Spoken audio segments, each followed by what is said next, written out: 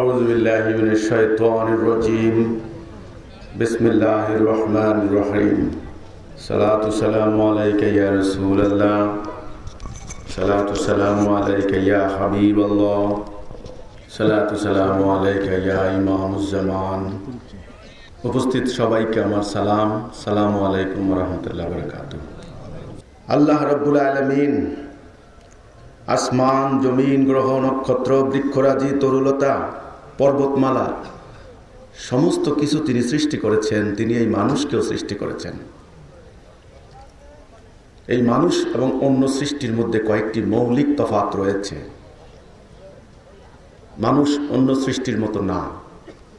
মানুষের ভিতরে আল্লাহ রূহ আছে। আল্লাহ বললেন ওয়ানাফাখতু ফীহি মির রূহি, যখন আমি আমার রূহ ফুঁকে দেব। নাম্বার 1।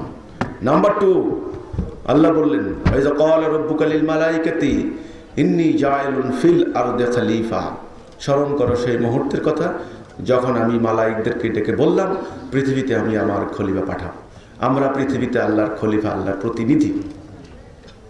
এই পৃথিবীতে দিস আর্থ। 3 নম্বর, আল্লাহ সমস্ত সৃষ্টিকে বানালেন কুন হও, হয়ে গেছে, কিন্তু মানুষকে বানালেন নিজ হাতে। 4 নম্বর, সমস্ত সৃষ্টিকে আল্লাহ নির্দেশ দিলেন এই মানুষকে সেবা করো, সার্ভিস দাও তার। এই জন্য আমার সূর্য শক্তি দিচ্ছে, আলো দিচ্ছে, চন্দ্র আলো দিচ্ছে, আমরা বৃক্ষের ফল খাচ্ছি, তার বুক চিরে তার কাষ্ঠ দিয়ে আমরা ফার্নিচার বানাচ্ছি, তাকে জ্বালানি হিসেবে ব্যবহার করছি, গরু জবাই করছি, তার গোস্ত খাচ্ছি, পুষ্ট হচ্ছি, তার দুধ খাচ্ছি, আমরা পুষ্ট হচ্ছি, তার চামড়ার জুতে ব্যবহার করছি, বিদ্যুৎকে চাকরের মতো ব্যবহার করছি। অর্থাৎ সমস্ত সৃষ্টি আমাদের সার্ভিস দিয়ে যাচ্ছে। আমরা মানুষ অন্য সৃষ্টির মতো নই। পশুর সঙ্গে পাশবিক কিছু মিল রয়েছে। দেখুন, পশু খায়, মানুষ খায়, পশু ঘুমায়, মানুষ ঘুমায়। পশু বংশবৃদ্ধি করে, পেশাব পায়খানা করে, মানুষও কিন্তু বংশবৃদ্ধি হয়, পেশাব পায়খানা করে। পশু একটা পরিণত বয়সে এসে মারা যায়, মাটির সঙ্গে মিশে যায়, মানুষও তেমনি। তাহলে মানুষের শ্রেষ্ঠত্ব কোথায়? মানুষের বড়ত্ব কোথায়? মানুষের মহত্ব কোথায়? মানুষের জন্য জান্নাত কি জন্য? এই মানুষ সম্পর্কে আগে প্রথম আমাদেরকে ভাবতে হবে, আমাদেরকে জানতে হবে। এটা প্রত্যেকটা মানুষের প্রথম কর্তব্য। আপনি কে, কোথা থেকে এসেছেন, কোথায় যাবেন, কি আপনার কর্তব্য, কি আপনার দায়িত্ব, এটা আপনি আগে জানবেন। আপনি ডাক্তার হতে পারেন, আইনজীবী হতে পারেন, আপনি মুফাসসির হতে পারেন, মুহাদ্দিস হতে পারেন, আল্লামা হতে পারেন, অসুবিধা নেই, হন।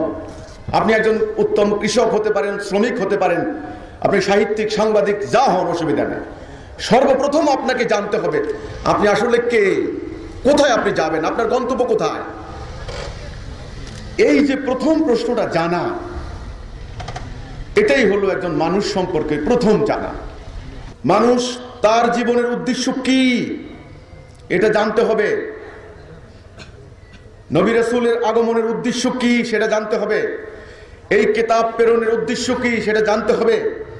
রাসূল একটা উম্মতে মুহাম্মদী জাতি তৈরি করলেন কেন, কি উদ্দেশ্যে, এটা জানতে হবে। এটা জানার নাম হলো আকীদা। আপনারা ভালো করে বুঝবেন, 3টা বিষয় আছে ইসলামের: আকীদা, ঈমান, আমল। 3টা বিষয়। নামাজ পড়ার জন্য মসজিদ বানাচ্ছি, আমল। হজ করছি, আমল। যাকাত দিচ্ছি, আমল।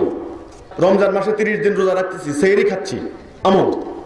কিন্তু আমলের আগে হচ্ছে ঈমান। তাহলে আমল, ঈমান, আকীদা। সমস্ত আলেমরা একমত, আকীদা যদি ভুল হয় ঈমানের কোনো মূল্য নাই।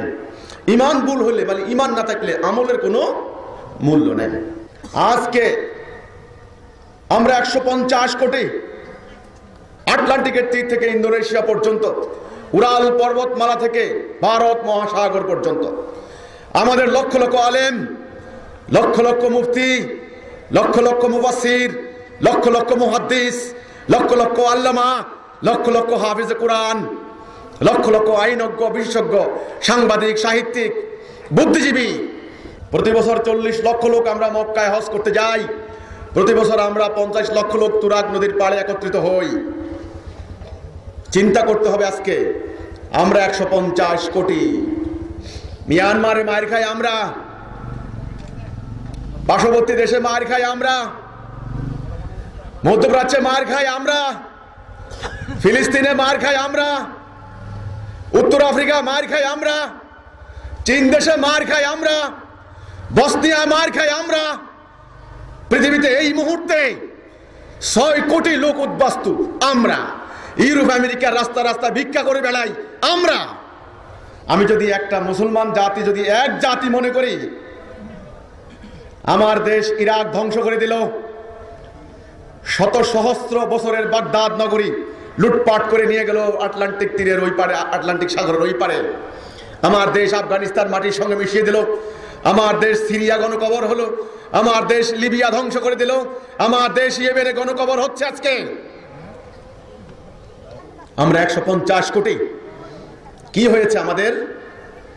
আজ আমরা একটা জন্মভূমি রক্ষা করতে পারি না, একটা নারীর ইজ্জত রক্ষা করতে পারি না, একটা ভূখণ্ড রক্ষা করতে পারি না, আমার ধর্মের ইজ্জত রক্ষা করতে পারি না। কোথায় আছেন আপনারা? কোন মোহে আচ্ছন্ন হয়ে আছেন? ওয়াজ কম হচ্ছে না? আমি যখন গাড়ি চালিয়ে আসছিলাম শুধু ওয়াজের শব্দ, ওয়াজের শব্দ, সুর করে টেনে টেনে আরবি ভাষায় ওয়াজ করা হচ্ছে। আমার অত সুর নাই, আমি বাঙালি, আমি বাংলায় কথা বলি, বাংলায় গান গাই। আপনি যে ভাষায় কথা বুঝবেন আল্লাহ আমাকে সেই ভাষা দিয়েছেন, কাজে আমি বাঙালি, আমি বাংলায় আপনাকে প্রশ্ন করতে চাই। ওয়াজ কম হয় নাই? সারা মুসলিম জাহানে এই শীতকালে লক্ষ লক্ষ ওয়াজ হচ্ছে, তাফসীর হচ্ছে, ব্যাখ্যা হচ্ছে, জিকির করা হচ্ছে। হাজার হাজার আলেম ব্যাখ্যা করে যাচ্ছেন, তসবিহ টিপছেন, নামাজ হচ্ছে, পাঞ্জিগারা নামাজ। এক বাংলাদেশে 5 লক্ষ মসজিদ। কি হয়েছে আমাদের? কোথায় যাচ্ছে আমাদের এসব আমল? কোথায় যাচ্ছে আমাদের এ সমস্ত নিয়ত? কোথায় যাচ্ছে এই প্রার্থনা? কোথায় যাচ্ছে এই দোয়া? আমি তো কোনো ফল দেখতে পাচ্ছি না। বৃক্ষ তোমার নাম কি, ফলেই তো পরিচয় নাকি? কাজেই ভাবতে হবে, একটু দাঁড়ান, একটু চিন্তা করেন। যথেষ্ট হয়েছে, আর না। বহু দাঙ্গা হয়েছে, ধর্মকে ব্যবহার করে বহু অপরাজনীতি হয়েছে, বহু জঙ্গিবাদী কর্মকাণ্ড হয়েছে, বহু স্বার্থ উদ্ধার করা হয়েছে। মানুষ আল্লাহকে পাওয়ার জন্য, রসুলকে পাওয়ার জন্য, পরকালে জান্নাতে যাওয়ার জন্য ওই সমস্ত ভুল পথে পা বাড়িয়েছে। কুল হুয়াল্লাহু আহাদ, আল্লাহুস সামাদ। আল্লাহ এক, অদ্বিতীয়। আল্লাহ কয়জন? একজন। রসুল কয়জন? একজন। কিতাব কয়টা? একটা। যেই কিতাবের শুরুতে আল্লাহ বললেন লা রাইবা ফীহি হুদাল লিল মুত্তাকিন, এই কিতাবে কোনো সন্দেহ নাই, মুত্তাকিদের জন্য হিদায়াত। তিনি যেই জাতি তৈরি করলেন অক্লান্ত পরিশ্রম করে, কঠোর অধ্যবসায়ের মাধ্যমে, উম্মতে মুহাম্মাদি, এই তরুণরা তোমরা আমার কথা শুনো। তোমাদের জীবন মরণের প্রশ্ন, আজ তোমাদের মৃত্যু উপস্থিত, তোমাদের ধ্বংস অনিবার্য।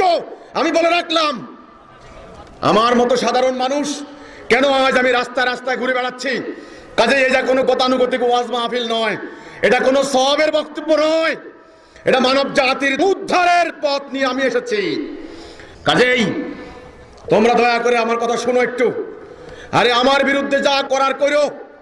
আমি বিশ্বাস করি আল্লাহ একজন আছেন, আল্লাহ ওয়ালিউল্লাযিনা আমানু, আল্লাহ মুমিনদের ওলি, অভিভাবক। আমার বাড়িতে হামলা চালানো হয়েছে 4 বার, আমার ভাইদেরকে জবাই করা হয়েছে, আমার বাড়ি লুটপাট চালানো হয়েছে, আমার বাড়িতে আগুন দেওয়া হয়েছে, চোখ তুলে ফেলানো হয়েছে, হাত পায়ের রক কেটে দেওয়া হয়েছে। সাধারণ মানুষদেরকে বলা হয়েছে আমি নাকি খ্রিস্টান হয়ে গেছি, আমি নাকি পাগল হয়ে গেছি। ওই মুসলমান ভাইরা, আমি পাগল হই নাই, আমি খ্রিস্টান হই নাই। আমি আমার জাতির এই পরিস্থিতি দেখে আমি আজ স্থির থাকতে পারছি না। এই বাংলার মাটি, যেই মাটিকে 1971 সালে রক্ত দিয়ে স্বাধীন করা হয়েছিল, এই মাটি, যেই মাটিতে আমি সেজদা করি, যেই মাটিতে আমার পূর্বপুরুষের অস্থিমজ্জা মিশে আছে, যেই মাটির বুক চিরে ফসল ফলিয়ে আমি পুষ্ট হই, যেই মাটির আলো বাতাসে আমি বড় হয়েছি, আমার এই প্রিয় জন্মভূমি বাংলার মাটিকে নিয়ে আজ ষড়যন্ত্র শুরু হয়েছে। তোমরা তরুণরা, তোমরা জানো না, তোমাদের খবর নাই। তোমাদের জাতি আজ সব কামাইয়ে ব্যস্ত, দুনিয়ার খবর জানে না, জাতির খবর জানে না, আন্তর্জাতিক খবর জানে না, পরাশক্তির ষড়যন্ত্র সম্পর্কে কিচ্ছু জানে না। আজকে তোমাকে জানতে হবে। অপপ্রচার হতে পারে, বহু অপপ্রচার হবে, আমি জানি, হোক।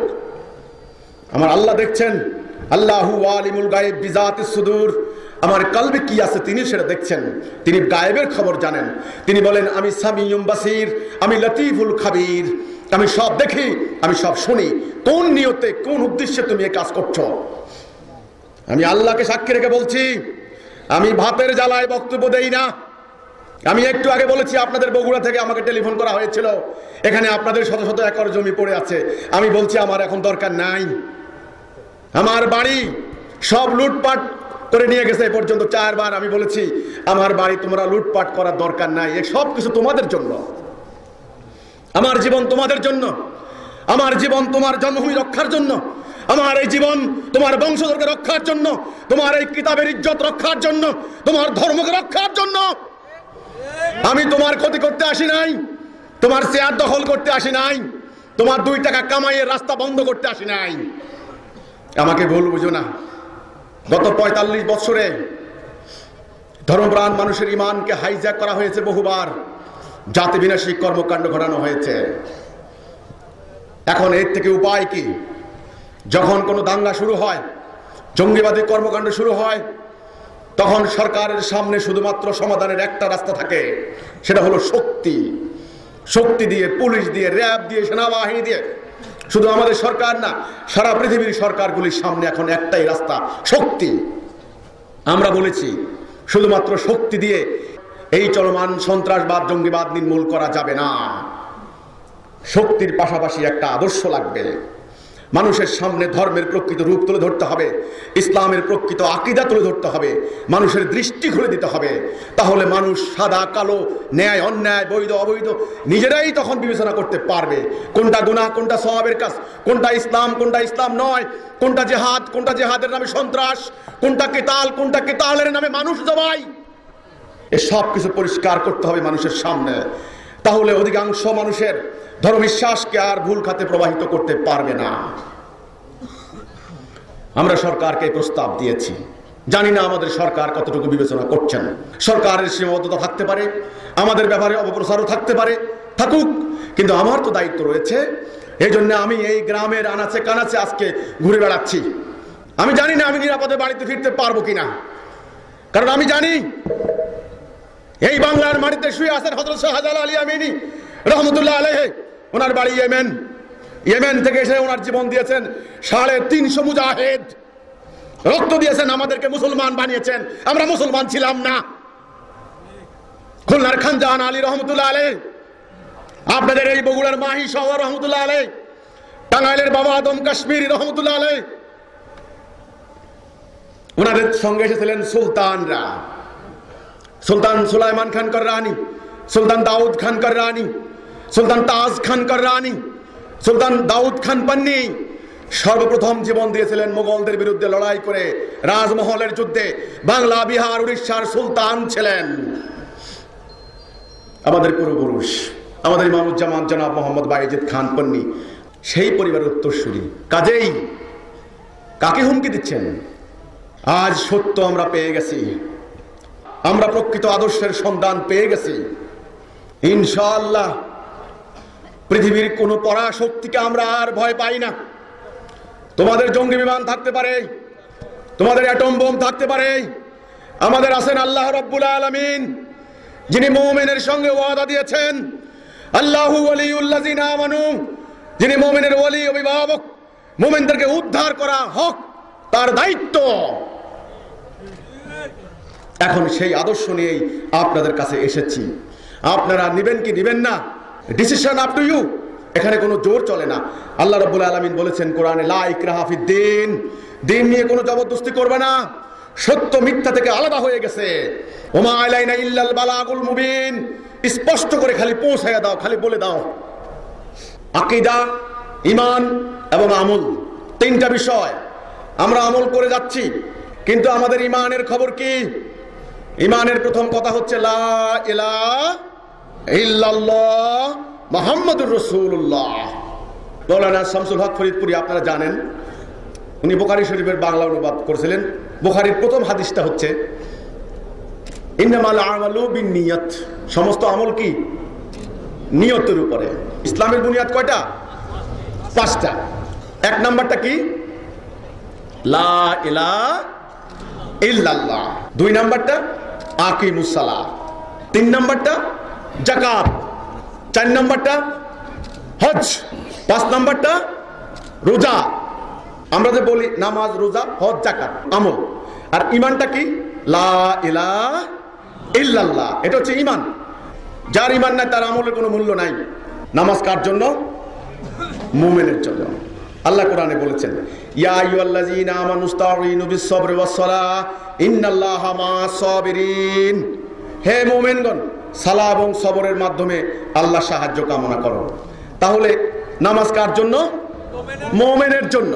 আল্লাহ আবার বললেন ইয়া আইয়ুহাল্লাযীনা আমানু কুতিবা আলাইকুমুস সিয়াম কামা কুতিবা আলাল্লাযীনা মিন ক্বাবলিকুম লাআল্লাকুম তাত্তাকুন।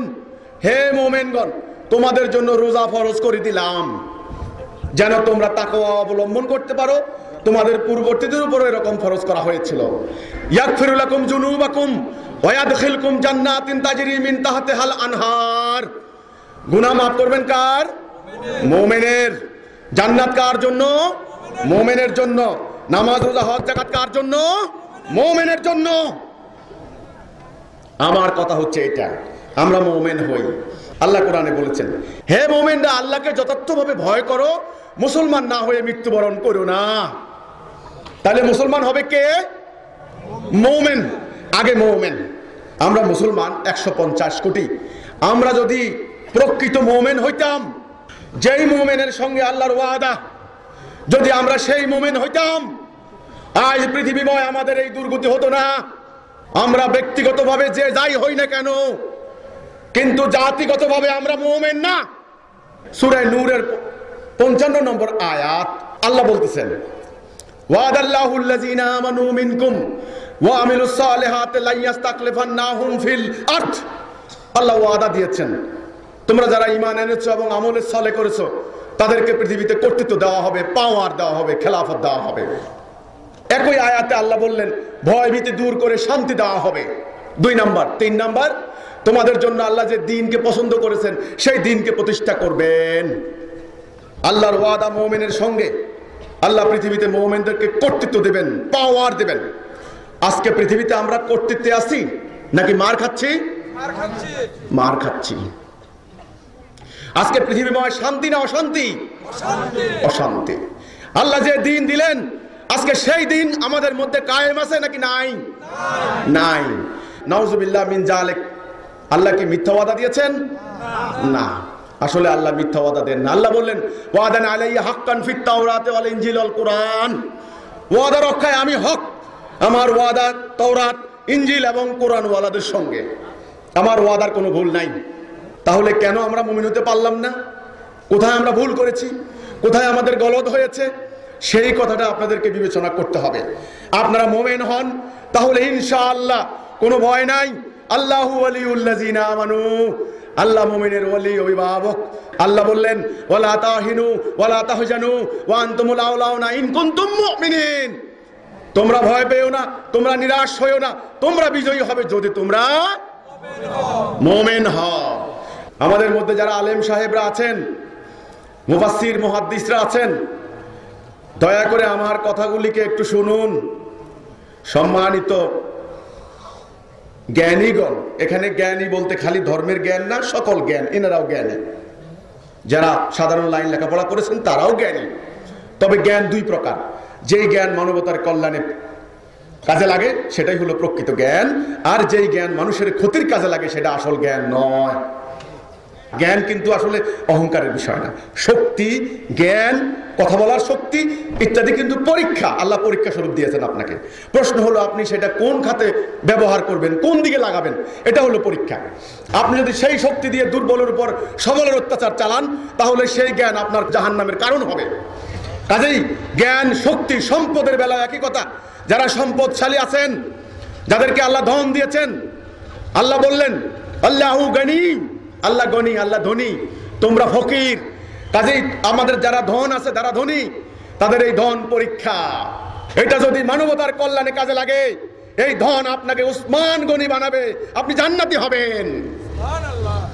আর সেই ধন যদি মানুষের ক্ষতির কাজে লাগান, তাহলে মনে রাখবেন আপনি হবেন কারুন। কারুনের ধন তালাসাবি শুদ্ধ মাটির নিচে দেবে দেওয়া হয়েছে, আপনারা জানেন না এটা? কাজেই আলেম যদি সত্যিকার ভাবে মানবতার কল্যাণে এলেমটারে কাজে লাগান, তাহলে আপনি হবেন আব্দুল্লাহ ইবনে সালাম, রাসূলুল্লাহর আলেম সাহাবী, হযরত আলী রাদিয়াল্লাহু আনহু ওয়া রাদু আনহুর মতো। আর আপনি যদি সেটা না করেন, তাহলে আপনি হবেন আবু জাহেল। সম্মানিত অতিথিবৃন্দ, আজকে ইসলামের প্রকৃত আকীদা, রিয়েল কনসেপ্ট আমাদেরকে বুঝতে হবে। তা না হলে মানুষের ঈমানকে ভুল খাতে প্রবাহিত করবে বারবার। অনেকে বলেন জঙ্গিবাদী কর্মকাণ্ড যারা করে, বুকে ডিনামাইট বেঁধে নিয়ে তারা নিজেরাও শেষ হয়ে যাচ্ছেন, আইন শৃঙ্খলা বাহিনীকেও তারা শেষ করছেন। আমি বিভিন্ন জায়গায় যাই, ফেসবুকে আমাকে বলে জঙ্গিবাদের বিরুদ্ধে কথা বলো কেন? জঙ্গিরা মুসলমানদের এই অত্যাচারের বিরুদ্ধে তারা রুখে দাঁড়াইছে, তাকে তো ঈমান ঠিক আছে মিয়া, তোমরা তাকে বিরুদ্ধে কথা বলো কেন? তাদের প্রতি আমার মায়া হয়, আমার দয়া হয়, কারণ তারা আলটিমেটলি আমার জাতিরই সদস্য। এই শক্তিটাকে, জ্ঞানটাকে, এই বুদ্ধিটাকে আমার জাতির কল্যাণে যদি কাজে লাগতো, কতই না উত্তম হতো। কিন্তু শেষ হয়ে যাচ্ছে, এভাবে শেষ হয়ে গেছে আফগানিস্তানের মাটিতে লক্ষ লক্ষ তরুণের প্রাণ। আল্লাহকে পাওয়ার জন্য সেখানে গিয়েছে, সেখানে আল্লাহর জন্য কোনো জেহাদ হয় নাই, সেটা হয়েছে আমেরিকা রাশিয়ার একটা পলিটিক্যাল গেম। ওনারা বলেন ওনাদের নিয়ত ঠিক আছে, ওনারা ধ্বংস হয়ে যাচ্ছেন, নিয়ত ঠিক আছে। রাসূল যে জাতি তৈরি করে দিয়ে গেলেন উম্মতে মুহাম্মদী একটা, তিনি যে কর্মসূচি দিলেন, আমরুকুম বিখামসিন ওয়াল্লাহু আমারানি বিহিন্না, আমি 5টি কাজের আদেশ পেয়েছি, 5টি কাজের দায়িত্ব তোমাদেরকে দিয়ে গেলাম। 1 নম্বরে তোমরা ঐক্যবদ্ধ থাকবে, 2 নম্বরে তোমরা ডিসিপ্লিন থাকবে, 3 নম্বরে তোমরা নেতার আদেশ শুনবে, 4 নম্বরে তোমরা হিজরত করবে, 5 নম্বরে তোমরা অন্যায়ের বিরুদ্ধে জিহাদ করবে। এই 5 দফা কর্মসূচি ছিল একটা। মুমিন জীবনের লক্ষ্য ছিল একটা, সমস্ত পৃথিবীময় সত্য ন্যায় প্রতিষ্ঠার মাধ্যমে নির্যাতিত নিপীড়িত মানুষের নিপীড়ন বন্ধ করে দিয়ে ন্যায় সুবিচার শান্তি প্রতিষ্ঠা করা। তাহলে উম্মাহ একটা, লক্ষ্য একটা, কর্মসূচি একটা, কিতাব একটা, আল্লাহ একজন। সিরাতুল মুস্তাকিম পথ, সহজ সরল পথ কয়টা? একটা। আজ আমাদের ইসলামের এত চেহারা কেন? Bangladesh, Bharat, Pakistan, Sri Lanka, Malaysia, Indonesia, Singapore, যেখানে যান হাজার হাজার পীর, এক এক পীরের এক এক তরিকা। আটলান্টিকের তীর থেকে ইন্দোনেশিয়া পর্যন্ত 150 কোটি জাতির মধ্যে শত শত রাজনৈতিক দল, ধর্মের নামে এক এক দলের এক এক কর্মসূচি। জঙ্গিবাদী কর্মকাণ্ড যারা করছেন, এক এক দলের এক এক মানসিকতা। কেউ বলে এখন ব্যাংক ডাকাতি করা জায়েজ আছে, শুরু করলেন ব্যাংক ডাকাতি। কেউ বলেন কি হিন্দু, বৌদ্ধ, খ্রিস্টান যারা আছো করে জবাই করো, এখন জবাই করা ওটা জিহাদ, শুরু করে দিলেন জবাই করা। কেউ বলেন না এটা জায়েজ, কেউ বলেন না ওইটা জায়েজ। আমার প্রশ্ন হলো মানুষ এখন কোন দিকে যাবে? এখন আমরা সমালোচনায় বসতে হবে, আত্মসমালোচনা। আমার জাতির আত্মসমালোচনা করার অধিকার আমার রয়েছে, কারণ আমি এই জাতির অন্তর্ভুক্ত। আমি নাম পাল্টাতে পারবো না, আমি আমার পবিত্র কোরআনের প্রতি ঈমান হারাইতে পারবো না, আমি নাস্তিক হতে পারবো না, কারণ আমি আল্লাহর সামনে দণ্ডায়মান হতে হবে হাসরের ময়দানে। কাজেই এখন আমাকে মূল্যায়ন করতে হবে, অনুশোচনা করতে হবে, আত্মসমালোচনা করতে হবে, পর্যালোচনা করতে হবে, ইভলিউশন করতে হবে। কোথায় আমরা পথ হারিয়েছি, কোথায় আমরা ভুল করেছি, কেন আজ আমরা দুনিয়াময় মার খাচ্ছি? এই কথার মধ্যে এখন সবাইকে বসতে হবে। আলেম, মাস্টার, সাংবাদিক, সাহিত্যিক, উলামা, বুদ্ধিজীবী সবাই বসেন, আর হানাহানি করেন না। একটা জাহাজ যখন চট্টগ্রাম বন্দর থেকে রওনা দেয় অস্ট্রেলিয়া সিডনির উদ্দেশ্যে, যদি জাহাজের হাইল না থাকে অথবা রাডার যদি ধ্বংস হয়ে যায়, এই জাহাজ যেদিকে ইচ্ছা সেদিকে চলে যাবে, চলে যাবে না? আজ মুসলমান জাতির এই দশা হয়েছে। কে তাদেরকে পথ দেখাবে? কে তাদেরকে গন্তব্যে নিয়ে যাবে? কে তাদেরকে লক্ষ্যে পৌঁছায় দেবে? কি উপায় হবে আমাদের? ভবিষ্যতে আসতেছে ভয়ঙ্কর সময়, তারা হুমকি দিয়েছে মাত্র। এখন সচেতন হতে হবে। নবী রাসূল তো আর আসবেন না, আখিরি নবী, খাতামুন নবীন শেষ কিতাব দিয়ে গেলেন। বিদায় হজের ভাষণে বলে গেলেন, তোমরা ততদিন পথভ্রষ্ট হবে না যতদিন তোমরা এই কিতাব আল্লাহ ওয়া সুন্নাতে রাসূলুল্লাহ আঁকড়ে ধরে থাকবে। কিন্তু আমরা এই কিতাব ত্যাগ করেছি, রাসূলুল্লাহর সুন্নাহ ত্যাগ করেছি, রাসূলুল্লাহর আদর্শ ত্যাগ করেছি, লক্ষ্য থেকে বিচ্যুত হয়েছি, সঠিক পথ থেকে বিচ্যুত হয়েছি। এক একজন এক এক দিকে রাস্তা নির্মাণ করেছি, বাস। আল্লাহ কোরআনে বললেন সূরা তাগাবুনের 2 নম্বর আয়াত, আমি তোমাদেরকে সৃষ্টি করেছি, তোমাদের হয় কেউ মোমেন নাইলে কেউ কাফের। মানুষ মূলত আল্লাহর চোখে 2 ভাগ। আমরা দল করতে পারি, অসুবিধা নেই, কেউ সরকারি দল, কেউ বিরোধী দল, কেউ এই জোট, কেউ ওই জোট। আমি হক কথা বলতে এসেছি এখানে। হকের তলোয়ার কার ঘাড়ের উপর পড়বে আমি জানি না। হকের পথে যদি আমরা এখন না আসি, আমরা বাঁচবো না। আল্লাহর সঙ্গে প্রতারণা করা যায় না। আল্লাহর ভাষায় দল 2টা, মোমেন কাফের, ডাইন হাত বাম হাত, সাদা কালো, ন্যায় অন্যায়, বৈধ অবৈধ, ধর্ম অধর্ম, রাস্তা 2টা, হেদায়া দালালা। পরিণতি 2টা, জান্নাত জাহান্নাম। অবস্থা সার্কামস্ট্যান্স 2টা, শান্তি আর অশান্তি। রাস্তা 2টা, ইহদিনাস সিরাতাল মুস্তাকিম, সহজ সরল পথে আমাকে হিদায়াত দাও। তাইলে একটা পথ পাইলাম, গায়রিল মাগদুবি আলাইহিম ওয়ালাদ-দাল্লিন, ওই পথে নিও না যারা অভিশপ্ত হয়েছে, দালালাত পথভ্রষ্টতা। তাইলে পথ 2টা, হিদায়া দালালা, সঠিক পথ ভুল পথ, ডাইন হাত বাম হাত, সত্য মিথ্যা, মোমেন কাফের, ন্যায় অন্যায়, জান্নাত জাহান্নাম। কোন পথে থাকবেন, কোনটা বাছাই করে নেবেন, স্বাধীনতা আপনার। এখানে কোনো জোর চলবে না, আপনি মধ্যখানে। তার বিবেক আছে, বিবেক খরচ করতে বলেছি আমি। তার ব্রেইন দেওয়া হয়েছে অসম্ভব চিন্তা শক্তি, অসম্ভব বুদ্ধি, বুদ্ধি খাটাও। দৃষ্টি দেওয়া হয়েছে, দেখো সাদা কালো আলাদা করো। তুমি যদি সাদা কালোই দেখতে না পারো মিয়া, তুমি তো অন্ধ। আল্লাহ বলেছেন তোমাদেরকে কান দিয়েছি, শুনো, অতঃপর যেটা উত্তম সেটা গ্রহণ করো। দেখুন, আল্লাহ কিন্তু অন্ধভাবে গ্রহণ করতে বলেননি। কি যৌক্তিক, কি যুক্তিশীল। হৃদয় দেওয়া হয়েছে উপলব্ধি করার জন্য। বিবেচনা করেন, বুদ্ধি খাটান, দেখেন, শুনেন, উপলব্ধি করেন, তারপর সিদ্ধান্ত নেন। ওই একজন একদিকে বলল হই হই রই রই করে পাগলের মতো ছুটলাম, এটা কোনো মুমিনের কাজ নয়। আপনার জীবন মহামূল্যবান জীবন। এই জীবন আল্লাহ অতীব মায়া করে, অতীব মমতা করে নিজ হাতে বানিয়েছেন। আপনি গরু বকরির মতো নন। আপনার জীবনের প্রতিটা মুহূর্তের মূল্য রয়েছে। হাসরের দিন প্রতিটা মুহূর্তের হিসাব দিতে হবে। আমি বললাম আর অমনি বিশ্বাস করে ফেললেন? নো। পড়েন, জানেন, দেখেন, বিবেচনা করেন, শুনেন, তারপর সিদ্ধান্ত নেন। সেই সিদ্ধান্তের বেলায় আল্লাহ বললেন সুম্মা লাম ইয়ারতাবু, পিছপা হব না। কাজেই হুজুগ এবং গুজবের জায়গা ইসলামে আর নাই, আছে নাকি? হুজুগ গুজব দিয়ে মানবতার কল্যাণ হয় না। সাময়িক দাঙ্গা সৃষ্টি করা যায়। দাঙ্গা এক জিনিস, ফিতনা এক জিনিস, যুদ্ধ আরেক জিনিস। যুদ্ধ করে তো মুমিন মিয়া। রাসূল যুদ্ধ করেছেন, রাসূল জিহাদ করেছেন। জিহাদের কথা বলতে হবে। জিহাদের কথা না বললে আমরা মুনাফিক। মুমিনের সংজ্ঞার মধ্যে জিহাদ রয়েছে। 680টার বেশি আয়াত জিহাদের প্রসঙ্গে এই পবিত্র কোরআনে। আল্লাহ রাসূলের জীবনে জিহাদে ভর্তি। সেই জিহাদের অর্থ কি? সর্বাত্মক প্রচেষ্টা, অন্যায়ের বিরুদ্ধে, ন্যায়ের পক্ষে, সত্যের পক্ষে, মানবতার কল্যাণে, মানুষের মুক্তির জন্য, সন্ত্রাস সৃষ্টি করার জন্য নয়, ব্যক্তি স্বার্থ উদ্ধারের জন্য নয়, গোষ্ঠী স্বার্থ উদ্ধারের জন্য নয়। কাজে জিহাদ করা প্রত্যেক মানুষের জন্য বাধ্যতামূলক। সেই জিহাদ যদি মরে যায়, আপনি তো মরা কাষ্ট। কাজে জিহাদের ভুল ব্যাখ্যা দেওয়া হয়েছে। ভুল ব্যাখ্যা দিয়ে মানুষের ঈমানকে হাইজ্যাক করা হয়েছে। জিহাদের মতো একটা পবিত্র আমলকে কলুষিত করা হয়েছে। আমরা মুসলমানরা, আমরা মুমিনরা আজকে আমরা হীনমন্যতায় আপ্লুত।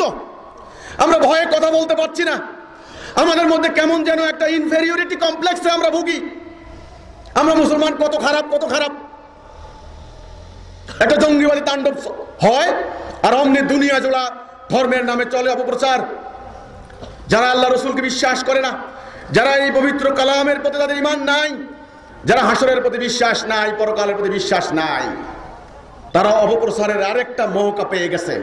তারা বলে দেখো মুসলমান সন্ত্রাসী, নাউজুবিল্লাহ মিন জালেক, লৌহে মাহফুজে আল্লাহ যেটাকে সংরক্ষণ করেছেন, এই কিতাব নাকি সন্ত্রাসী শিখায়, আমার রাসূলের বিরুদ্ধে গালাগালি করে আমাদের কর্মফলের কারণে। এই অপপ্রচার সহ্য করতে না পারে আমাদের ধর্মবিশ্বাসী আরেক দল মানুষ বেরিয়ে এসে মাথা গরম করে চাপাটি মারে। আরে ভাই, তুমি চাপাটি মারো, তোমার কি আছে? তাদের আছে অ্যাটম বোম, পৃথিবীর সমস্ত শক্তি আজকে তাদের হাতে, মিলিটারি মাইট, ইকোনমিক পাওয়ার। তুমি কি জানো দুনিয়া সম্পর্কে? তুমি কুপমণ্ডুক হয়েছ, তুমি ক্ষুদ্রতার মধ্যে আবদ্ধ হয়েছ। সাবধান, ভুল সিদ্ধান্ত নিও না, মাথা গরম করো না, ঠান্ডা হও, বসো। আমরা পথ হারিয়েছি বহু আগে। 300 বছর আগে যখন ব্রিটিশরা আমাদেরকে গোলাম বানালো, তখন তো আমরা শেষ। সেই গোলামির জিঞ্জির এখনো ধ্বংস হয় না। আমি জানি তোমাদের আঘাত লেগেছে কোথায়। আমার কলিজার ভিতরে রক্তক্ষরণ হয়। তুমি কি মনে করো রোহিঙ্গা আমার বোনের উপর অত্যাচার দেখে আমার খুব সুখ লাগে? আমার মুসলমান ভাইদের উপর অত্যাচার দেখে আমার কি খুব আনন্দ লাগে? না, প্রতিটা মুহূর্ত আমার কষ্ট হচ্ছে, কিন্তু কিচ্ছু করার নাই। অত্যন্ত ঠান্ডা মাথায় সিদ্ধান্ত নিতে হবে। এই জন্য বলা হয়েছে আকীদা ভুল হলে ইমানের কোনো মূল্য নাই। আমি জানি তোমাদের ইমান আছে, ইমান না থাকলে তো আর নিজেকে উড়িয়ে দিচ্ছ না। লক্ষ লক্ষ টাকা খরচ করে হজ করতে যেতে না, তাহাজ্জুদ পড়তে না, রোজা রাখতে না, হজ করতে না। আমি জানি ইমান আছে, তোমাদের ইমানকে ভুল খাতে প্রবাহিত করা হয়েছে, কারণ আকীদা ভুল। এখন সেই আকীদাকে সঠিক করে নাও। আমি কে, কোন বর্ণের, কোন বংশের, কোন বিশ্ববিদ্যালয়, কোন মাদ্রাসা লেখাপড়া করেছি, দয়া করে আমার দিকে তাকাইও না। প্রকৃতির মধ্যে দেখো না, বহু বৃক্ষ রয়েছে, দেখতে ভালো না, কিন্তু কঠিন কঠিন রোগ ভালো করে দিতে পারে না? আবার বহু ফল রয়েছে খুবই সুন্দর, কিন্তু খাইতে পারবা না, বিষক্রিয়ায় মরবা। আমি সাধারণ মানুষ, গুনাহগার, এই মহাসত্যের সন্ধান পেয়েছি টাঙ্গাইলের ঐতিহ্যবাহী পন্নী পরিবারের উত্তরসূরি ইমামুজ্জামান জনাব মোহাম্মদ বায়েজিদ খান পন্নীর মাধ্যমে। তিনি বলেছেন, আমি নবী না, রাসূল না, নাউজুবিল্লাহ, আখিরি নবী হুজুর পাক সাল্লাল্লাহু আলাইহি সাল্লামের একজন গুনাহগার উম্মত। আমি পীর ফকিরও না। এই মহাসত্য যখন তিনি বুঝলেন যে মুসলমান জাতির করণীয় খালি এখন একটা, সেটা হলো আজ সমস্ত মুসলমান ফেরকা, মাযহাব, দলাদলি, মারামারি, ফাটাফাটি সবকিছু ভুলে এক কলেমায় তাওহীদে ঐক্যবদ্ধ হওয়া ছাড়া তাদের আর কোনো বাঁচার পথ নাই। এখন তাদেরকে এই কথা বলতে হবে, লা ইলাহা ইল্লাল্লাহ, আল্লাহ তোমার হুকুম ছাড়া আমরা কার হুকুম মানব না। কোরআন এটা সামনে আনলে ভয় লাগাই দিছে, জানেন? এটা কোরআনের আইন মানে কারো হাত থাকবে না, কেউ কোনো মেয়ে মানুষ ঘর থেকে বাইরে যেতে পারবে না, কোনো মেয়েরা স্কুল কলেজ যেতে পারবে না, কেউ কোনো গান টান শুনতে পারবে না, কেউ ফুটবল খেলতে পারবে না। ওরে বাপরে, কোরআনের আইন আমাদের কারণে হয়েছে এটা। আল্লাহর হুকুমের মানে কি? যাবতীয় অন্যায়ের বিরুদ্ধে ন্যায়ের পক্ষে, সত্যের পক্ষে ঐক্য হওয়া। ন্যায় অন্যায় কোনোদিন একসঙ্গে চলতে পারে না, পারে নাকি? রিমিয়া, যেই সমাজে ন্যায় অন্যায়ের কোনো পার্থক্য নাই, যেই মানুষের সামনে ন্যায় অন্যায়ের কোনো পার্থক্য নাই, ওটা তো মানুষ না, ওটা তো কোনো সমাজ না। আজকে আমরা যে দুনিয়াতে বসবাস করছি, দুনিয়াটা কি? দুর্বলের উপর সবলের অত্যাচার, সরলের উপর ধূর্তের প্রবঞ্চনা, দরিদ্রের উপর ধনীর প্রতারণা, শাসিতের উপর শাসকের জুলুম। দুনিয়া জাহান্নামের কুণ্ড। আমি জাহান্নামের বিবরণী পড়েছি পবিত্র কোরআনে, কিন্তু নিজের চোখে এটার নমুনা দেখতে পাচ্ছি।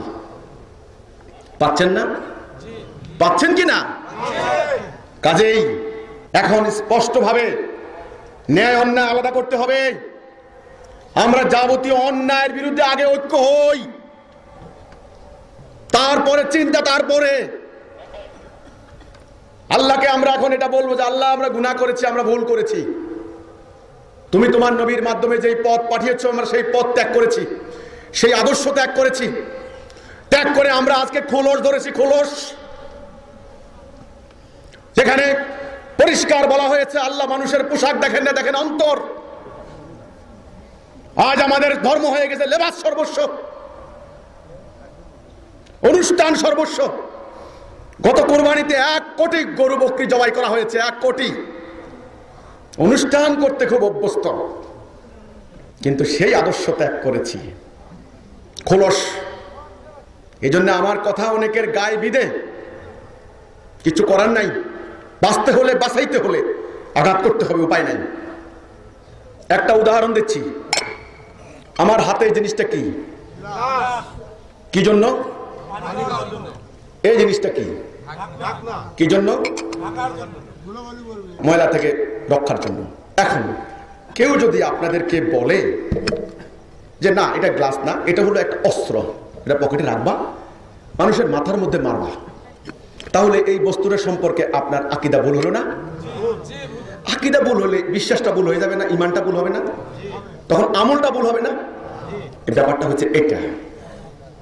তাহলে কোনো কাজ করার আগে জেনে নেবেন কেন, কি জন্যে এই বস্তুটা বানানো হয়েছে, কি জন্য, কি উদ্দেশ্য এর। যদি লেখা না উঠে আপনি রাখবেন নাকি? একদম ফেলে দেবেন। তাহলে আমাদের জীবনের উদ্দেশ্য কি? কোনদিন এই প্রশ্ন মনের মধ্যে এসেছে? কেন আসলো না? বহুত তো কলেজ বিশ্ববিদ্যালয় পড়েন, বহুত তো মাদ্রাসায় পড়েন, কেন আসলো না? হোয়াই? আমি কোথায় দাঁড়ালে আগে প্রশ্ন করা হয় কোন মাদ্রাসায় পড়েছেন। আপনারা অনেক পড়েছেন, আমি জানি আপনারা অনেক জ্ঞানী, আপনারা আমার মনুষ্য। তাহলে কেন মানুষদেরকে প্রথম প্রাইমারি কোশ্চেন শিক্ষা দেওয়া হলো না? আপনার জীবনের উদ্দেশ্য কি? আপনার জাতির জীবনের উদ্দেশ্য কি? মানব জীবনের উদ্দেশ্য কি? কি লক্ষ্য, কি উদ্দেশ্য? রাসূল কেন এসেছেন, আগে সেটা জানতে হবে। তাহলে আপনি সেই মোতাবেক কাজ করতে পারবেন, তখন আমল ঠিক হবে। জঙ্গিবাদী কর্মকাণ্ড কি এমনি এমনি হয়েছে? সাম্রাজ্যবাদী পরাশক্তি, আমি বলেছি তাদের কোনো ধর্ম নাই, তারা হিন্দু না, বৌদ্ধ না, খ্রিস্টান না, মুসলমান তো নাই। মুসলমান পরাশক্তি হবে কই থেকে? আছে খালি ইমানের জোরে চাপাটি মারতে, চাপাটি মারাই আছে, আর কিচ্ছু নাই। শুধু ফেতনা সৃষ্টি করতে পারে গ্রামে গ্রামে, বাড়িতে বাড়িতে। পরাশক্তি কিচ্ছু করতে পারবে না। নিজেরা নিজেরা মারামারি করতে করতে মরবা। এই মুহূর্তে বিশ্বের অস্ত্র আমদানিকারক প্রধান দেশ সৌদি আরব, এগুলি জানতে হবে। আমি গ্রামে সবের ওয়াজ করতে আসি নাই। এই অস্ত্র কার বুকে চালানো হয়? মুসলমানের বুকে। সৌদি আরবের নেতৃত্ব হয়েছে সুন্নি ব্লক, আর ইরানের নেতৃত্ব হয়েছে শিয়া ব্লক। আমার জানা মতে এই পর্যন্ত ইরানের নেতৃত্বে যে হামলা চালানো হয়েছে, কাকে মারা হয়েছে? মুসলমানদেরকে। তোমরা শিয়া মারছো সুন্নিকে, সুন্নি মারছো শিয়াকে। কে জান্নাত যাবে? আমি প্রশ্ন রাখতে চাই, কে? কেউ জান্নাত যাবে না, জান্নাত যাবে মুমিন। আজকে এই আকীদা ভালো করে বুঝতে হবে মুসলমানদেরকে। ইসলামের প্রকৃত আকীদা, ইসলাম কি এবং কেন। এখন আসুন, নবী করিম সাল্লাল্লাহু আলাইহি সাল্লামের আগমনের উদ্দেশ্য কি? সূরা ফাতিহা 28, সূরা সফ 9, সূরা তাওবা 33। ওয়াল্লাযী আরসালা রাসূলাহু বিল হুদা ওয়া দীনিল হক লিইয়ুযহিরাহু আলাদ দীনি কুল্লিহি ওয়ালাউ কারিহাল মুশরিকুন ওয়া কাফা বিল্লাহি শাহীদা। হিদায়াত এবং সত্য দিন দিয়ে আমি আমার রাসূল পাঠিয়েছি যেন অন্য সমস্ত দিনের উপর এটাকে বিজয়ী করে, গালেব করে। তাহলে বলুন, নবী আগমনের উদ্দেশ্য কি? এই দিনটাকে অন্য সমস্ত দিনের উপরে বিজয়ী করার জন্য। উদ্দেশ্য হচ্ছে কি? মানব জীবন থেকে অন্যায়, অবিচার, জুলুম, রক্তপাত ইত্যাদি নির্মূল করে দিয়ে ন্যায়, সুবিচার, শান্তি প্রতিষ্ঠা করার জন্য। আমাদের নবীর টাইটেল কি? রহমাতাল লিল আলামিন। রহমাতাল লিল আলামিন নামের শব্দের অর্থ কি? সমস্ত বিশ্বের জন্য রহমত স্বরূপ, বরকত স্বরূপ। তিনি তখনও নবী হন নাই। 40 বছর পর্যন্ত তিনি চিন্তা করতে লাগলেন, এই আরবের সমাজের মানুষগুলি যাদের নাম দেওয়া হয়েছে আইয়ামে জাহিলিয়াত, মদ খেয়ে চুর হয়ে পড়ে থাকত, কোনো হুঁশ নাই, বংশ পরম্পরায় মারামারি করত, দাঙ্গা করত, ক্ষুধার যন্ত্রণা অজ্ঞান হয়ে পড়ে থাকত, জীবন্ত মেয়ে মানুষ কবর দিত, দুর্বল লোকের কোনো কথা বলার কোনো অধিকার নাই, অনর্থক অহেতুক কর্মকাণ্ডে লিপ্ত থাকতো, মূর্তি পূজা করত। মানুষের সমাজে ছিল না কোনো ন্যায় বিচার, কোনো সুবিচার, বঞ্চিতের কোনো অধিকার। ঘরে ঘরে ছিল কৃতদাস প্রথা।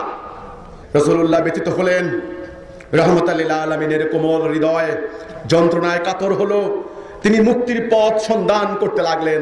কোথায় মুক্তি, কোথায় মুক্তি, কোথায় পথ, কেমনে মানুষদেরকে বাঁচানো যাবে?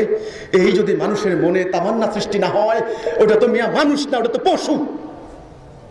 অন্য মানুষের দুঃখ দুর্দশা কষ্ট দেখার পর যার হৃদয়ে ব্যথা অনুভব হয় না, সে তো মানুষ না মিয়া।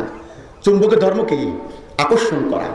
লোহার সংস্পর্শ আসলেই আকর্ষণ করবে, আকর্ষণ ক্ষমতা হারাইলে ওটা কোনো চুম্বকে না। আগুনের ধর্ম কি? আগুন যদি পোড়ানোর ক্ষমতা হারায়, ওটা তো আগুনে না। মানুষের ধর্মের বৈশিষ্ট্য কি হবে? অন্য মানুষের কষ্ট দুঃখ দেখার পর নিজ হৃদয়ে সেই কষ্ট আগে ধারণ করবেন, তারপর এই কষ্ট কেমনে দূর করা যায় চেষ্টা করবেন। এটাই তো হলো ধার্মিক, আর এটার নামই জিহাদ। রাসূলুল্লাহ নবী হয়েছেন পরে, আগে তিনি মানুষ হয়েছেন। মানুষ রাসূলুল্লাহ ব্যতীত হলেন। তারপর 40 বছর যখন পূর্ণ হলো, জিবরাইল আমিনের মাধ্যমে আল্লাহ রাব্বুল আলামিন পাঠালেন। সর্বপ্রথম কথাটাই হচ্ছে ইকরা, পড়ো। পুরো কোরআনে আল্লাহ বললেন পড়ো, শোনো, দেখো, চিন্তা করো, গবেষণা করো, ভাবো। আর আমরা শিখলাম কোত্থেকে? দেখবো না, শুনবো না, জানবো না, পড়বো না, গবেষণা করবো না, কিচ্ছু করবো না। ওই অমুককে মৌলভী সাহেব যা কইছে তা শেষ। ইমানকে এমনি এমনি হাইজ্যাক হয়েছে নাকি? ইমানকে এমনি এমনি হাইজ্যাক হয়েছে? মক্কার 13 বছর ওনাকে আল্লাহ প্রথম তাওহীদ দিলেন।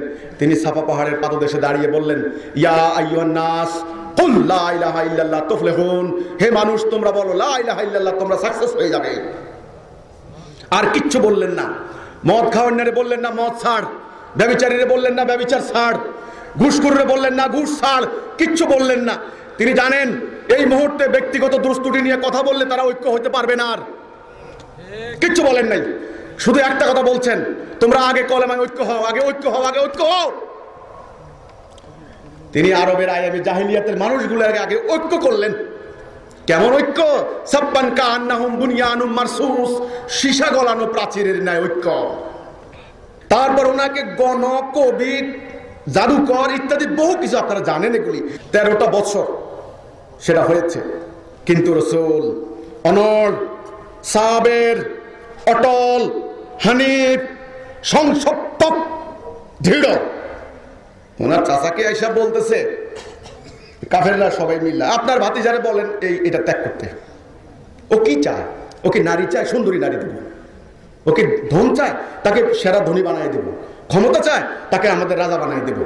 আর অসুস্থ হয়ে থাকলে তার রোগ ব্যাধি আমরা ভালো করে দেব। কি চায় বলেন? আর যদি না বলেন আমরা কালকে আসবো, কিন্তু আমরা ফায়সালা আমরা করব। তাহলে বুঝেন কত বড় হুমকি। ওনার চাচা ওনাকে ডাকলেন, ভাতিজা কাছে আসো। রাসূলুল্লাহ বুঝলেন বড় বিপদ আজ। আমার একমাত্র শেল্টার যিনি দিতেন চাচা, পিতৃহারা মাতৃহারা রাসূলুল্লাহ। তিনি বলছেন কি হয়েছে কাকা? বলছে তারা তো একথা বলে গেল, তুমি চিন্তা করে দেখো ভাতিজা। রাসূল দাঁড়িয়ে বললেন বুক টান টান করে, চাচা তারা যদি আমার এক হাতে চন্দ্র এক হাতে সূর্য এনে দেয়, তবুও মোহাম্মদ এই পথ থেকে বিচ্যুত হবে না। হয় আল্লাহর বিজয়, না হলে শহীদ। ওনার সঙ্গে যারা ঈমান এনেছেন, হযরত আবু বকর, হযরত ওমর, আম্মা খাদিজা, সুমাইয়া, বেলাল, আম্মার, খাব্বাব, সবাই একই কথা ছিল।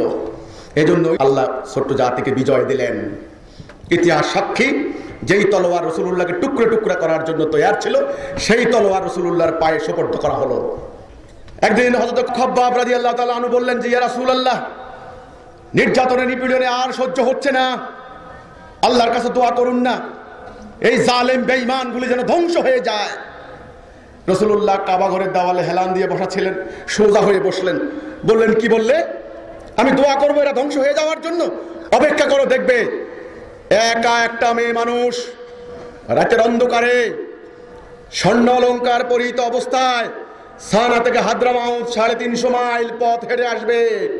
আল্লাহ এবং বন্যজন্তুর ভয় ছাড়া কোনো ভয় থাকবে না। এমন একটা সমাজ প্রতিষ্ঠা করার জন্যই রাসূলুল্লাহর আগমন। অর্থাৎ মানব সমাজে ন্যায়, সুবিচার, শান্তি প্রতিষ্ঠা করাই ছিল রাসূলুল্লাহর আগমনের উদ্দেশ্য। ওই উদ্দেশ্য অর্জন না করে কেউ উম্মতে মুহাম্মদী হতে পারবেন না। 3টা বিষয় মনে রাখেন: মুমিন, মুসলিম, উম্মতে মুহাম্মদী। মুমিন সূরা হুজুরাতের 15 নম্বর আয়াত। মোমেন আর মুসলিম কিন্তু আলাদা। মুসলিম পরে হন, আগে মোমেন হন, আগে মোমেন হন। মানব সমাজ থেকে যাবতীয় অন্যায়, অবিচার, জুলুম, রক্তপাত, সন্ত্রাস, হানাহানি, দুর্বলের উপর সবলের অত্যাচার ইত্যাদি নির্মূল করে দিয়ে ন্যায়, সুবিচার, শান্তি প্রতিষ্ঠা করাই হলো উম্মতে মুহাম্মদীর কাজ। রাসূলুল্লাহ অল্প কিছুদিন পর সমাজটাকে পাল্টায় দিলেন। সেই সমাজের সেই মানুষগুলি হয়ে গেলেন রাদিয়াল্লাহু আনহুম ওয়া রাদু আনহু। সেই আদর্শ রাসূলুল্লাহ দিয়ে গেলেন। কেমন আদর্শ? যে আদর্শ তিনি আল্লাহর কাছ থেকে পেয়েছেন, সেই আদর্শ দিয়ে সমাজটা পাল্টে গেল। মানুষগুলি হয়ে গেল যুক্তিবোধ সম্পন্ন। যে মানুষগুলি কুপমণ্ডুক ছিল, যুক্তিবোধ জানতো না, কিচ্ছু জানতো না, সেই আরব জাতি এখন মহাকাশ নিয়ে গবেষণা করে, সেই আরব জাতি চিকিৎসা বিজ্ঞান নিয়ে গবেষণা করে, সেই আরব জাতি কঠিন কঠিন গ্রিকের বই অনুবাদ করে, জ্ঞানে, বিজ্ঞানে, সামরিক শক্তিতে, নতুন নতুন বৈজ্ঞানিক প্রযুক্তিতে পৃথিবীর শিক্ষকের জাতি হয়ে গেল। রাসূলুল্লাহ এক রেনেসার জন্ম দিলেন। রেনেসা, মানুষের দৃষ্টি খুলে গেল। রাসূলুল্লাহ চলে যাওয়ার পর একে একে তার জলিল কত সাহাবীরা চলে যাওয়ার পর 60-70 বছর, 80 বছর পর্যন্ত আমরা মোটামুটি ঠিক ছিলাম। তারপর আল্লাহর লানত পড়লো আমাদের উপরে। নিজেরা নিজেরা মারামারি, কামড়া কামড়ি স্বার্থের জন্য যেই খলিফারা খেজুর গাছের নিচে ঘুমাইতেন, সেই খলিফারা বাগদাদের অর্ধেক করে ফেলছেন রাজপ্রাসাদ। শত শত বউ, বউয়ের কোনো অভাব নাই। তারা হয়ে গেলেন অত্যাচারী, জালেম। আর আমাদের পণ্ডিতরা সূক্ষ্মাতি সূক্ষ্ম ব্যাখ্যা বিশ্লেষণ, কোরআনের এই আয়াতের এই মানে, ওইটার এই মানে, না এটার এই মানে, না ওইটার ওই মানে, এই ফেরকা মাযহাব দলাদলি মারামারি ফাটাফাটি করতে করতে এক উম্মাহ শত শত ভাগে ভাগ হয়ে গেল। আর ইরান থেকে একটা বিকৃত সুবিবার ঢুকলো। তারা অন্যায়ের বিরুদ্ধে কথা না বলে তারা ঘরের দরজা বন্ধ করে ওই যে আত্মার ঘষা মজা করে আল্লাহর কুরবিয়ত হাসিল করতে লাগলো। অথচ রাসূলুল্লাহর জীবনী খুলে দেখুন, সারা জিন্দেগি গেছে অন্যায়ের বিরুদ্ধে সংগ্রাম করতে করতে। লাঞ্ছনার ইতিহাস, দীর্ঘ ইতিহাস। আমরা স্থবির হয়ে গেলাম, আমরা দাঁড়িয়ে গেলাম। তারপর হালাকু খান আসলো, কচু কাটা করলো। তারপর আমাদের হুঁশ হলো না। আমরা আবারও সেই বাহাস, তর্ক, মারামারি, দোয়াল্লিন হবে না জোয়াল্লিন হবে, কেয়াম হবে না বেকেয়াম হবে, নবীর নূরের তৈরি নাকি মাটির তৈরি, নবীর পেশাব পাক না না পাক, আল্লাহ কি আকার না নিরাকার, টুপি 5 করলে হবে না 3 করলে হবে, দাঁড়িয়ে 1 মুষ্টি হবে না 1 মুষ্টি থেকে লম্বা হবে, ইত্যাদি মারামারি কাটাকাটি করতে করতে আমরা একদম একবার বিনাশ হয়ে গেলাম। তারপরে ব্রিটিশরা আসলো। ব্রিটিশরা আইসা একদম আটলান্টিকের তীর থেকে ইন্দোনেশিয়া পর্যন্ত আমাদেরকে গোলাম বানাইলো। গোলাম বানানোর পর শিক্ষা ব্যবস্থা তারা প্রবর্তন করলো। এরই মধ্যে ইউরোপে হলো আরেকটা রেনেসা। সেই রেনেসার ঢেউ আমাদের এখানে আসলো, কিন্তু সেটা ছিল একপক্ষীয়, একচক্ষা, আল্লাহীন, স্রষ্টাহীন, ধর্মহীন এক বস্তুবাদী রেনেসা। এই মুহূর্তে বিশ্বের সমস্ত পরাশক্তি তলে তলে এক, তার টার্গেট করেছে মুসলমানকে। জঙ্গিবাদী এই ইস্যুটা ইসলাম থেকে সৃষ্টি হয় নাই। এক জায়গায় জনসভা করেছিলাম, সেখান থেকে বের হওয়ার পরে দেখি কি পাশে হলো থানা, 10-12 জন কি 8-10 জন থাকে ওনারা। এই গ্রামের ভিতরে কেমনে ডিউটি করেন? যদি ফতুয়াবাজি করা হয়, এদেরকে হামলা করো, এদেরকে মারো, মারলে তোমার জিহাদ হবে, কেতাল হবে। এটা আমরা নিজেরা নিজেদেরকে মারলাম, নিজেরা নিজেদেরকে হত্যা করলাম। যারা আমাকে পাহারা দেয় তাদেরকে আমি জবাই করলাম। এটা কি করলাম আমরা? রোহিঙ্গা মুসলমানদের উপর হামলা হয়েছে, বাইতুল মুকাররম দেখলাম, প্রতিবাদ করতে যায় কি করলেন? আমাদের পুলিশের উপর আমরা হামলা করলাম, আমাদের পুলিশ আমার টিয়ার গ্যাস মারলো, আমার পুলিশ আবার আমার অ্যারেস্ট করলো। ও মা, আমরা এটা কি করলাম? এ কোন পাগলে পাইছে আমার করে? আর কতদিন চলবো আমরা এইভাবে? আর কতদিন? বলে কি আওয়ামী লীগের নেতারে নিয়ে আপনি জনসভা করেন কেন? আমি কাকে নিয়ে জনসভা করব? কাকে নিয়ে জনসভা করব শুনি? আপনারা ফতোয়াবাজি করেন হিজবুত তাওহীদের যেন জনসভা না হয়, তাই না? আমি কি করব এখন? এই আমি মেয়র সাহেবকে বলি, চেয়ারম্যান সাহেবকে বলি, আপনার সভাপতিকে বলি, সাধারণ সম্পাদককে বলি, প্রেস ক্লাব সভাপতিকে বলি, ভাই দয়া করে আসো, ভাই আসো, কিছু কথা বলো, জাতিকে বাঁচাও, আমরা বাঁচি। আল্লাহর কসম, বাঁচবেন না, বাঁচবেন না। 1945 সালের সেই অ্যাটম বোমের ক্ষত এখনো শুকায় নাই। 40,000 অ্যাটম বোম তৈরি করে রাখা হয়েছে। একটা বোমার আঘাত সহ্য করতে পারবেন না। দয়া করে দলাদলি ফাটাফাটি আর বন্ধ করেন। ইবলিস চ্যালেঞ্জ দিয়েছিল সে মানব জাতিকে খণ্ড বিখণ্ড করবে। আল্লাহ বারবার বললেন, হে মানুষ, তোমাদের আমি একজনকে সৃষ্টি করেছি, মানে বাবা আদম, তার থেকে তার স্ত্রীকে সৃষ্টি করেছি, তোমাদের 2 জন থেকে সবাইকে সৃষ্টি করেছি, কাজেই তোমরা ভাই বোন, তোমাদের এই জ্ঞাতি বন্ধন সম্পর্কে তোমরা সতর্ক থেকো। সাবধান, এই ইবলিস শয়তান আদুম মুবিন, প্রকাশ্য শত্রু। এই শত্রু আমাদেরকে সিরাতুল মুস্তাকিম থেকে সরাই দিল, তার হুকুম থেকে নামাই দিল। আমরা শেষ হয়ে গেলাম। এখন আমরা ভাইকে ভাই মারছি। আমেরিকায় মরে আমারই ভাই, ভারতে মরে আমারই ভাই, বাংলাদেশে মরে আমারই ভাই। কেউ হিন্দু, কেউ বৌদ্ধ, কেউ মুসলমান ইত্যাদি। এখন কে করবে মানব জাতিকে ঐক্য? কে বাঁচাবে? আমার পরিবারের একটা লোক যদি কর্মকর্তা হয়, খুশিতে আমার পরিবারের অমুক হয়েছে, সেই লোকটারে আমি মারলাম। কে আমাদেরকে এই ভুল পথে নিয়ে গেল? কে আমাদেরকে ফতুয়াবাজি ফেরকাবাজি শিখালো? কে? সাম্প্রদায়িকতা বলেন, জঙ্গিবাদ বলেন, মাদকাসক্ত বলেন, কয়টার বিরুদ্ধে বলবেন? মাদক তো শেষ করে দিছে। যারা মাদক খায় আমি তাদেরকে বলেছি, তোমাদের জীবন শেষ করে দিও না, তোমার লাইফ মোস্ট ইম্পর্টেন্ট। এই জীবন আর পাবা না। এই জীবনের উপর নির্ভর করবে পরকালে তোমার জান্নাত। আর দুনিয়া মাজরাতুল আখিরা, দুনিয়া আখিরাতে শস্য ক্ষেত্র। আপনি জমিতে যদি গম লাগান, গোলায় কি ধান তুলবেন নাকি? তামাক লাগাইলে গোলায় কি উঠবে? ধান উঠবে নাকি? তাইলে জীবন ধ্বংস করে দিও না মাদক খেয়ে খেয়ে। এর বিরাট চক্র, এর বেনিফিশিয়ারি, এর উৎপাদক, এর মার্কেটিং, এর বিরাট চ্যানেল, অনেক বড় লম্বা হাত। 10 টাকা দিয়ে আয়না ভাড়া করে আয়না আমারে দিয়ে সেমিনার করাবেন আর ওয়াজ করাবেন। আমি সেলিম সেই তালের লোক না। আমার চোখের সামনে আমার ভাইকে হত্যা করা হয়েছে, আমার চোখের সামনে আমার বাড়িকে আগুন দেওয়া হয়েছে। আমি আমার কলিজাকে আজকে আগে ভালো করে বেঁধেছি, তারপরে নেমেছি। আমি জানি এরা ধ্বংস হয়ে যাবে সামনের দিকে। উপরে বোমা, নিচে এই সমস্ত মাদক, সন্ত্রাস, জঙ্গিবাদ ইত্যাদি। এই জাতি শেষ। এখন চূড়ান্ত ধ্বংসের পালা। ধ্বংসের হাত থেকে রক্ষা পেতে হলে, প্রিয় জন্মভূমি বাংলাদেশকে রক্ষা করতে হলে, এই মানুষগুলি বাঁচতে হলে কাকে বাঁচাবেন? আপনি যে বংশধরের জন্য এত কষ্ট করতেছেন, ওরে কোথায় রেখে যাচ্ছেন? ঘর বানানোর আগে সমাজ বানান। জাতিকে বাঁচান, নিজে বাঁচবেন। জাতি মরলে আপনিও মরবেন, আমি বলে রাখলাম। আমাদের ইমামুজ্জামান বলে গিয়েছেন, তোমরা দিনের কাজ করবা, নিঃস্বার্থভাবে কোনো বিনিময় নেবা না। বিনিময় নেবা আল্লাহর কাছ থেকে। যে বিনিময় নেয়, স্বার্থ নেয়, সে নীতি কথা বলতে পারে না, তার আত্মার কোনো বল থাকে না। মিয়া, আল্লাহর কাছ থেকে নিবা, যা করবা নিঃস্বার্থভাবে। 1 নাম্বার। 2 নাম্বার, অবৈধ অস্ত্রের সংস্পর্শে যাবে না কখনো। তোমার দেশে আইন শৃঙ্খলা বাহিনী আছে, পুলিশ আছে, র্যাব আছে, সরকার আছে। সরকারকে বুঝাও, ওসি সাহেবকে বুঝাও, এসপি সাহেবকে বুঝাও, স্বরাষ্ট্রমন্ত্রীকে বুঝাও, তাদেরকে বুঝাও। এটা জাতির কাজ, তোমার ব্যক্তির কাজ নাকি? আমি ওনাকে মেরে আমার এই চেয়ার দখল করা দরকার কি? উনি আমার থেকে অনেক যোগ্যতাবান। উনি শুধুমাত্র ওখানে বসে সাদাকে সাদা, কালোকে কালো বলুন, আমার যথেষ্ট কাজ হয়ে গেছে। অবৈধ অস্ত্রের সংস্পর্শে যাবে না, সাবধান। 3 নাম্বার, বৈধ উপায়ে রোজগার করবা। আমাদের ইমামুজ্জামান 85 বছর বয়সে চোখে দেখতেন না, ওনার বাপ দাদার সম্পত্তি, হাজার হাজার একর সম্পত্তি বিক্রি করে নিয়ে গেছে লোকেরা। বলছে, পান্নি সাহেব এখানে একটু সিগনেচার দেন। সিগনেচার দিয়েছে, বাস চলে গেছে। কোন জায়গায়? এটা হলো সুনামগঞ্জের জলমহল। গেছে গা 10 কোটি টাকার সম্পদ। সেই মানুষটা এই বৃদ্ধ বয়সে 86 বছর বয়সে রোজগার করেছেন। বলছেন আমার সংসার আমাকে চালাইতে হবে। কোনো কিছু কিনে নিয়ে গেলে বলছে, এই দেখো আমি পীর ফকির না, এগুলি মানবতার কল্যাণে দাও, আমাকে দিবা না, আমার আছে। যার আছে তারে দিবা না, যার মাথার তেল আছে তারা তেল দিবা না।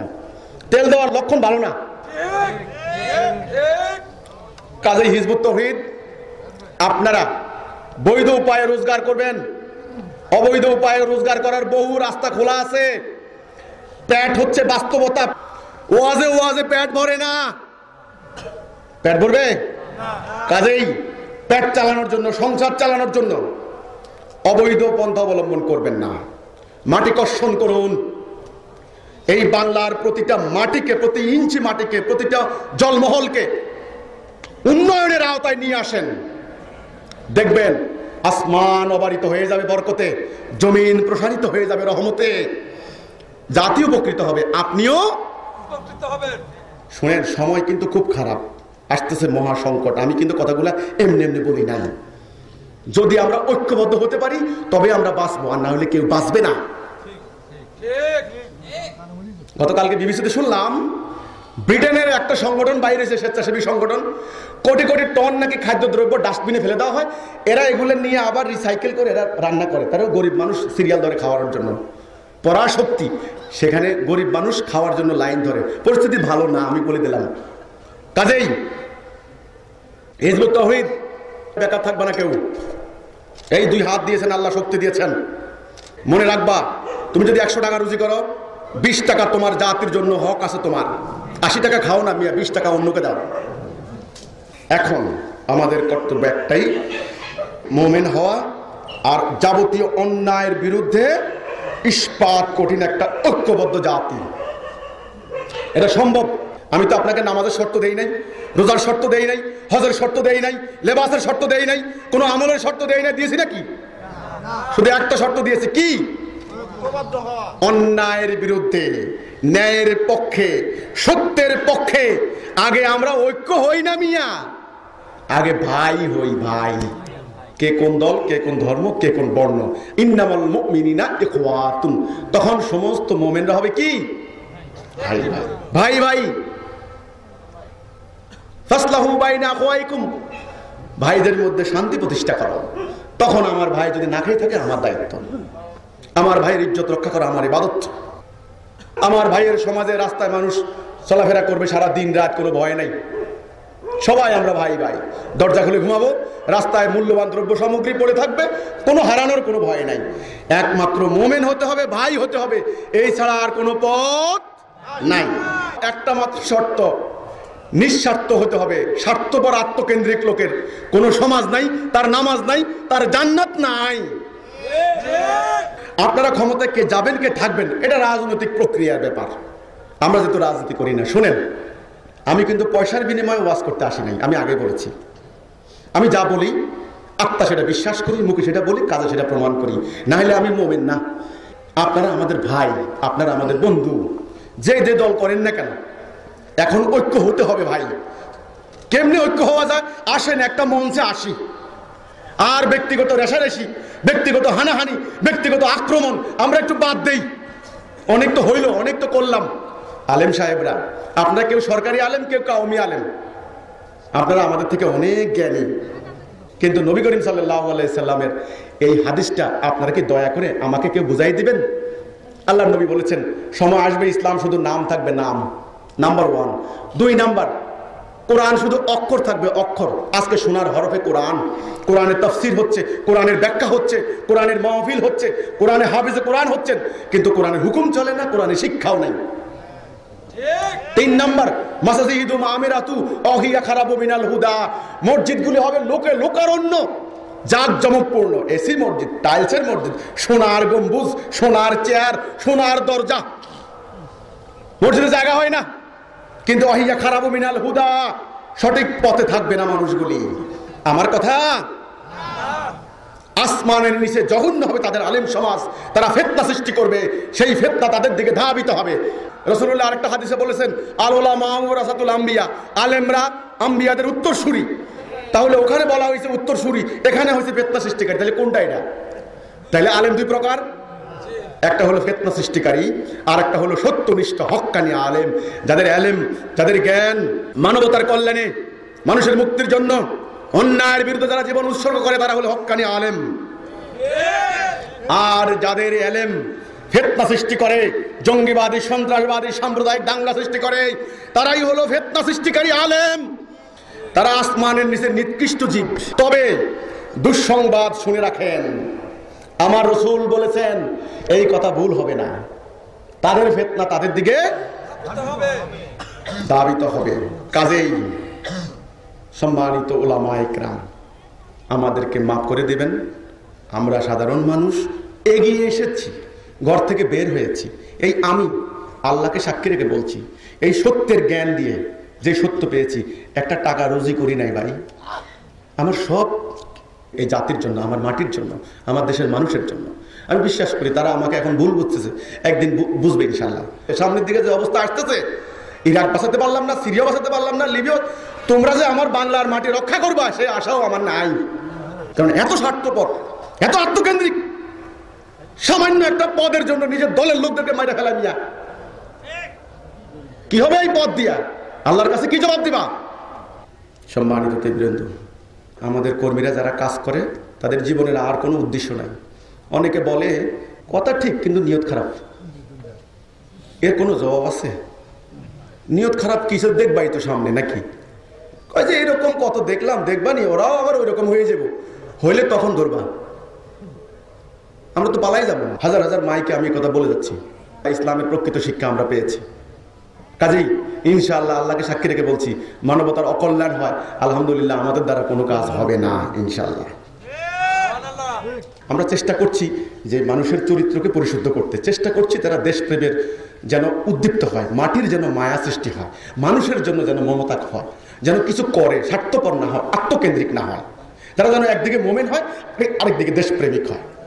আমরা সবাইকে নিয়ে কাজ করতে চাই, ধর্ম, বর্ণ, দল, গোত্র সবাইকে নিয়ে আমরা মোমেন হতে চাই, দেশপ্রেমিক হতে চাই। সনাতন শব্দের অর্থ হলো চিরন্তন, শাশ্বত, চিরসত্য, যেটা আছে এবং থাকবে। সেটা কি? একেমেবা দ্বিতীয়ম। সেটা কি? লা ইলাহা ইল্লাল্লাহ। আল্লাহর হুকুম ছাড়া কারো হুকুম মানব না। এই হুকুম থেকে হিন্দু সরে গেছে, মুসলমান সরে গেছে, বৌদ্ধ সরে গেছে, খ্রিস্টান সরে গেছে, কেউ এখন আর আল্লাহর হুকুমের মধ্যে নাই। মন্দির ভর্তি করছে, গির্জা ভর্তি করছে, প্যাগোডা ভর্তি করছে আল্লাহকে পাওয়ার জন্য, ভগবানকে, ঈশ্বরকে পাওয়ার জন্য, জান্নাতে হেভেনে যাওয়ার জন্য। নো, মানবতাকে বিনাশ করে দিয়ে, মানুষকে ধ্বংস করে দিয়ে তোমরা আল্লাহকে পাবে না, ভগবানকে পাবে না। কাজেই মাটির তৈরি ইট দিয়ে মন্দির, গির্জা, প্যাগোডা, মসজিদ বানাচ্ছ, মাটির তৈরি নিজ হাতে বানানো মানুষকে আগে বাঁচাও।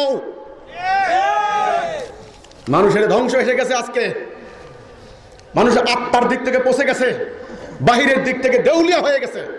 আপনারা আমাদের জন্য একটু দোয়া করবেন। আসসালামু আলাইকুম ওয়া রাহমাতুল্লাহি ওয়া বারাকাতুহু।